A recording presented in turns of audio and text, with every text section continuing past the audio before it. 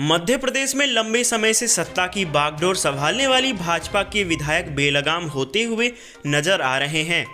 यह विधायक अपने आप को ही सर्वोपरि समझकर सामाजिक वातावरण बिगाड़ने में लगे हुए हैं। विंध्य प्रदेश के जिस रीवा जिले की जनता ने 8 विधानसभा से भाजपा को विधायक देने का कारनामा किया है, उसी जिले की सिमरिया विधानसभा से निर्वाचित विधायक केपी त्रिपाठी सत्ता के नशे में चूर होकर बेलगाम घोड़े की चाल चल रहे हैं। आपको बता दें कि केपी त्रिपाठी का एक ऑडियो भी सोशल मीडिया में वायरल हुआ था, जिसमें केपी त्रिपाठी सड़क छाप गुंडे की भांति धमकी देते हुए सुने जा सकते हैं। लेकिन सीईओ एसके मिश्रा ने भी विधायक को आईना दिखाने का काम किया, जिसके बाद खबर आती है कि पुरवा गांव से गुजर रहे सिरमौर जनपद सीईओ पर कुछ अज्ञात लोगों ने प्राणघातक हमला कर दिया है। जिस अंदाज में सिमरिया विधायक ने मोबाइल पर सीईओ को धमकी देने का प्रयास किया है, उसके बाद जो घटना सामने आई है उसमें पूरी तरह से विधायक की भूमिका संदिग्ध है। अब सवाल यह उठता है कि सुशासन का नारा देने वाली भाजपा सरकार के मुखिया शिवराज सिंह चौहान मर्यादाओं को लांघने वाले बेलगाम विधायक केपी त्रिपाठी पर क्या कोई कार्रवाई करने की हिम्मत दिखा पाएंगे या इस मामले को यहीं पर दबा दिया जाएगा। इस घटना के बाद मऊगंज के पूर्व विधायक लक्ष्मण तिवारी ने भी घोर निंदा करते हुए केपी त्रिपाठी सहित भाजपा सरकार पर निशाना साधा है। निश्चित रूप से मैं क्षेत्र के भ्रमण में था और जब लोकतंत्र की रक्षा करने के लिए गठित विधानसभा अथवा पार्लियामेंट में ऐसे लोग प्रवेश करके इस तरह से घटना का अंजाम दे रहे हैं, भले ही मेरे मित्र हों, मगर इससे मैं घोर निंदा भी कर रहा हूं। और अपराध अगर कोई घटित कर रहा है तो अपराधी को अपराध दंड भी मिलना चाहिए।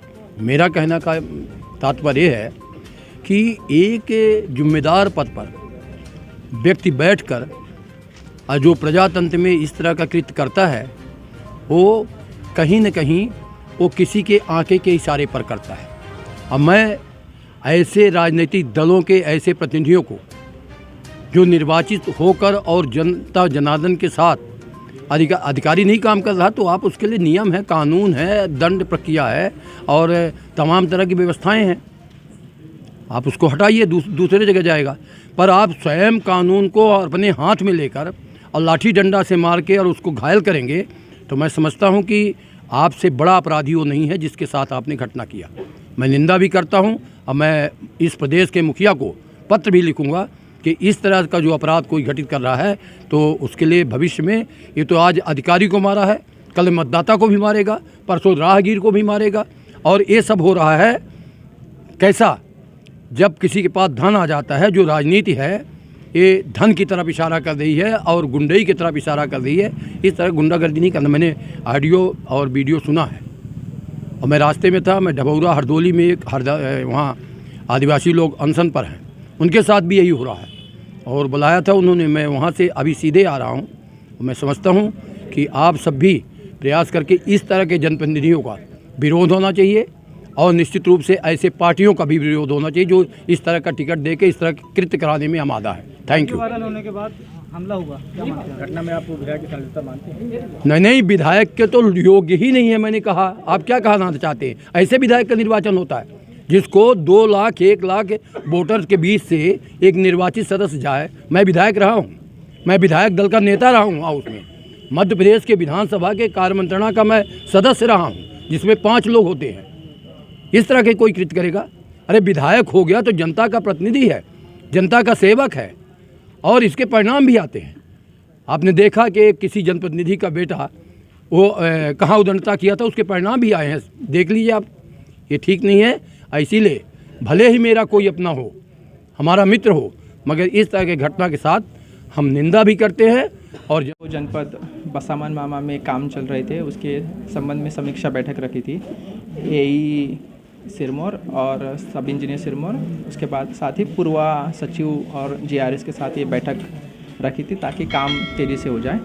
वो जब सीईओ जनपद वहाँ पूर्वा में अपनी बैठक करके वापस लौट रहे थे, तब लगभग 10-15 लोगों ने उनके ऊपर अटैक किया है और उनको काफ़ी चोटें आई है, उनकी गाड़ी भी फोड़ी गई है अब ये जांच का विषय है कि किसने किया है, जो सीओ जनपद के अपने बयान में जैसा कहेंगे उस हिसाब से आगे कार्रवाई। सर हमले के ठीक 1 घंटे पहले एक ऑडियो वायरल हुआ था जिसमें सीओ साहब की और विधायक केपी त्रिपाठी जी की बातचीत हो रही थी और उनमें बहस भी हुई दोनों के बीच में। हाँ, ये ऑडियो वायरल हुआ था। ये ऑडियो मेरे पास भी मीडिया की तरफ से आया है, तो उसको ऑडियो का हमने सुना था।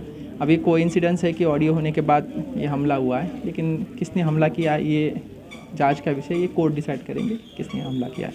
चिन्हित नहीं किया गया किसी का नाम? अभी तक उन्होंने किसी का नाम, हमने अभी तक बयान नहीं देखा है। जैसे ही वो बयान देते हैं उसके बाद पता चलेगा। अभी आप मिले क्या कुछ का? हमने अभी उनसे मिले तो हमने सिर्फ इतना ही पहले पूछा है कि आपको ठीक लग रहा है नहीं लग रहा है, क्या हमें अभी के अभी जाना चाहिए या बयान देने के बाद रीवा से हॉस्पिटल में जाना चाहिए, ये हमने किया है। और दूसरी बात कि फैमिली के साथ उनके बात हुई है नहीं हुई, ये सब बारे में बात की है। शिकायत दर्ज करा रहे हैं सर आप लोग? वो सीओ जनपद के द्वारा ही दर्ज कराई जाएगी विधिवत शिकायत। क्या पूरा मामला? देखिए, इसका मामला बहुत गंभीर है। उनके प्रति प्राण घातक हमला किया गया है। मैं चाहती हूँ जो भी ये प्राण घातक हमला किया है उनको तत्काल पकड़ा जाए और कड़ी कार्रवाई की जाए उनके प्रति। ठीक 1 घंटे पहले एक ऑडियो वायरल हुआ था जिसमें सिमरिया विधायक केपी त्रिपाठी और दोनों के बीच में बहस हुई थी। क्या लगता है कि कहीं अभी इसके बारे में मैं नहीं जानती हूँ सर। ये आप लोग ऑडियो को सुनिए और उसके प्रति भी कार्रवाई करिए। क्या मांगे हैं, क्या चाहती हैं आप? मैं चाहती हूँ कि जो भी ये प्राण घातक हमला किए हैं उनके प्रति कड़ी से कड़ी कार्रवाई की जाए। अगर नहीं होती है तब क्या? नहीं होती है तो मैं अपने जनपद को बंद करूँगी।